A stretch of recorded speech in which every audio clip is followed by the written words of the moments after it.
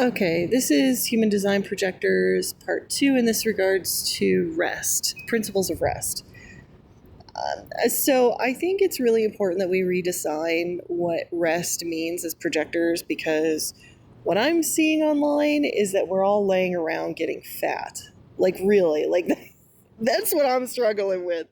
I'm struggling with that I'm taking so many naps that I've gained like 50 pounds. So how on earth am I supposed to rest? So I started, because I was afraid I would get burnout, and so I started creating a list for myself of like things that drain me and things that help me recharge. And I realized that actually scrolling on social media actually drains me. I was laying around all day, looking at social media, getting ideas about like what people's needs are for human design and for magic and stuff. And I realized that it was actively because I was engaging with another person's creative output. I I was expending a lot of sacral energy, and it was actually making me tired, and it was making me hungry because I'm expending a lot of this mental energy, but I'm not actually spending bodily energy. So I was like, okay, well, how about I stop scrolling online, and so I no longer have like the whole like video habit of like where you throw 2-3 hours a day into watching videos. So I'm like, okay, so what do I do with my time? I'm not a fan of TV. I'm not a fan of movies. I don't like sitting around. So I decided, I was like, you know what?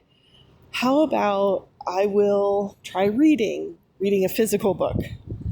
And I found that when I read a physical book, I actually don't expend a lot of sacral energy. So then I was like, okay, how about exercising? And I realized, like, when I exercise, and now here's an interesting thing, I expend sacral energy to exercise, but if I exercise and then go someplace in nature to relax afterwards, so like I either go to the gym, lift weights, and then go lay at the pool afterwards to rest, or go to a hot tub, or I have a sauna where I live. I go sit in the sauna, or I go sit out on a hill and just look at the mountains, watch the sunset.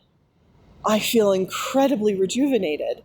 So I realized, like, wow, like exercise it has to be dependent on why I'm exercising, if I'm exercising to connect with me and connect with my body, to connect with self, it's re-energizing. Whereas if it's just to exercise to fulfill a goal, it's draining me.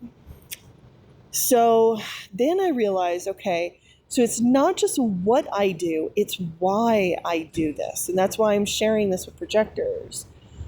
If you do something that is self-focused, so it's like going to get a massage or journaling or, doing exercise to discover what your body can do, or let's say you're doing a dance program, or you're doing martial arts, or you're cooking for yourself, or you're just actually like doing a meditation, like where you're doing like a body scan, like this Vipassana meditation. If you are self-focused and nobody else is involved, nobody else's goals, impositions, rules, there is no time constraint, you're just focusing on yourself, that is rest to the sacral chakra. Because the sacral chakra, the way we use it is that we have a need. So we say, I need this, and it creates an output to fulfill that need. So it's like, I need to be healthy. So, okay, like we go and we do a gym routine. So that expends energy. But if you are saying to the sacral chakra, I just want to connect with myself, it bypasses the need to create something and actually regenerates and kicks out any foreign energies in the sacral chakra. And so you can actually work like a Manny Gen or a generator. If your focus, now you have to make sure your mental focus is, I am connecting to self. I want to see what I can do. And I found this actually really helped me. Like I could exercise a lot longer. I could write a lot longer. If I approach my writing of like, I want to see what I can create. I have these ideas I want to write. I want to see what I can make. And it's a self-love. We, as projectors, we shine with love. And I've noticed that the sacral chakra, okay, so if you think about it in our development process in Kundalini dynamics, so we develop our sacral chakra around the age of 7, between like 7 to 10. Now, what's really crucial for that age of development is that when we are around that age, we are fully a child. Like we fully understand we are separate from our parents. And we also don't really need them as much to provide consistent input. Yes, we need to touch base with them because they know more about the world than we do, but we're really in an exploratory pattern at that point, separate from our parents, yet also, dependent. So one of the things with that age is this idea of explore, reconnect, explore and meditate on, explore and let's like redefine, okay, so I learned this thing, what does it mean to me? And it creates this like cyclical rebounding. And so when we were that age, we were all hitting like middle school, right? So we're all learning like, ooh, what does it mean to have a crush on somebody? I'm going to say something, give somebody a Valentine note, explore. And like, okay, maybe it didn't go well and they made fun of me. Okay, let's redirect and let's turn back in on the self and figure out what this means for us, and redefine. And so this exploration and redefining cycle needs to be completely intuitive with a projector. Most of us in this cross of planning are kind of like, we're kind of pigeonholed and caged in a way that, we're only supposed to be doing certain things in order to be successful. And a lot of that has to do with money.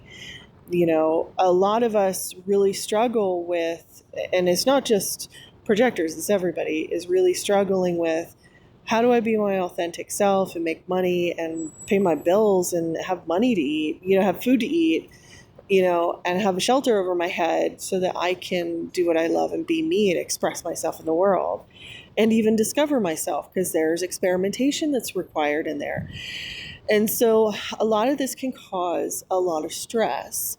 And that stress, when we are stressed and worried about whether we're going to pay the bills or get anything in on time, what we're doing is we're stopping that cyclical process of explore outwards and then return inwards and redefine.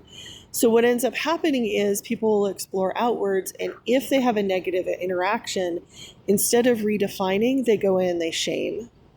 They turn inwards and they shame the self. They don't ever do that again. So then we shame and block instead of explore and redefine. And that causes an ever expanding, ever growing consciousness. So I think as projectors, number one, we have to have that explore outwards and then redefine and reflect on what has happened.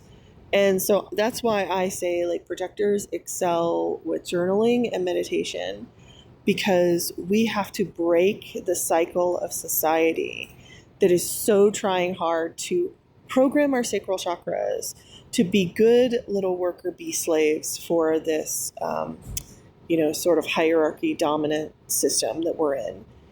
So just wanted to share